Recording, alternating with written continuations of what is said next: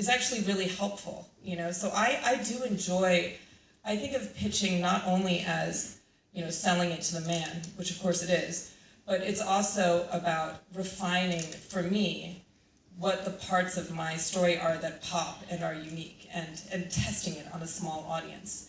I think the first thing, everybody does this differently. For me, there are several categories that I put into a pitch. One, you introduce yourself and the project and the highest of, the highest level of terms, right? And everybody does this differently, but this is generally what I do when I'm producing, how I advise people to do it, right? So if I'm producing something, I'll introduce the writer for them because it's easier to speak glowingly of someone that's not yourself, right? It's a little awkward when you're like, I'm so inspired. And so then, the writer might say, oh, I was drawn to this story because of X, right? Just one little nugget of like, why are you passionate about this? Why you for this project instead of him or her? And I do think that, TV is such a brutal industry that in success, which everybody dreams of, but then you're saddled with a show that will eat your life for years, right? So hopefully you truly are passionate about that, right? Because God forbid you get lucky on that show you're not passionate about. It's, it's tough. So to have that passion stated succinctly, then I kind of do an overview of the world a little bit. And one of the things that I do when I'm pitching is, instead of doing it somewhat didactically, like it's a world in the future, there are flying cars, and there's this girl who's a gamer, and she goes into a game and finds herself in a different world, right? I instead tell a story, think of it as a short story, like Flynn wakes up to the sound of her vacuum cleaner, hovering across the carpet of her shitty trailer home, right? She's that all-American girl who's got nothing in her life right now except for a sick mom and a crush on a boy who doesn't even know she exists. The only thing she's got going for her is,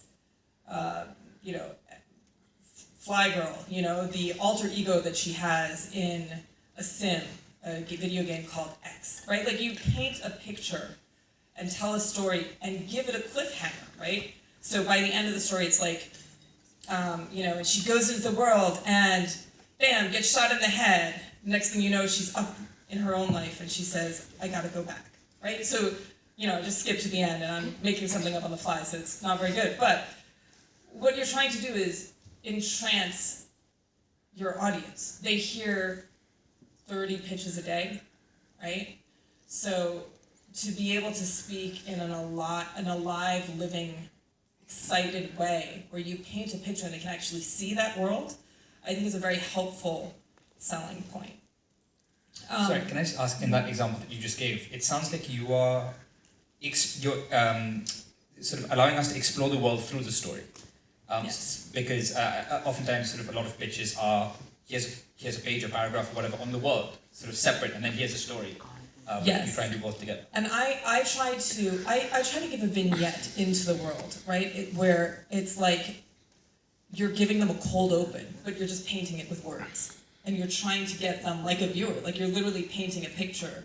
And I had this theory when I was a lawyer that if you have a case, no matter what the evidence is, if you can get the jury to laugh once and you can get them to cry once, you will win, right? And it's maybe an indictment of the American legal system, but we can talk about that later. But I think the same is so for pitches, right? If you get them just kind of appreciating it abstractly, I'm not sure it's enough because they see so many shows. But if you get them to crack up once or nod like they're relating, or you get them to be like, oh, like, feel something in that pitch, then I think you have a much higher chance of success because you've reached something visceral within them. So that's why I tell this story. Now, after that, I still do the rest of the stuff, but it's after having kind of whetted the appetite. So, I'll be like, and then, she wakes up and says, I gotta go back in, right? this is the world. There's future London, which is characterized by this, and there's this world, which is characterized by this. And here are her friends who, you know, this person's like this, and then you kind of colorfully describe these people and the mise-en-scène. You can even describe a little bit of the shooting style, right? Like if I'm doing something that has fighting in it, right? You know, I really like fight scenes, but I'll try to explain why is this kind of fight scene going to look different from a different kind of fight scene. You know, what about it will be more than just a montage of punches and kicks. So I think that's it. You know, at the end, after talking about the world, talking about the characters, you can talk about generally where the season is going to go. You know, I think that's like, you know, a couple pages, and generally a pitch is about 7 to 12 pages, I would say.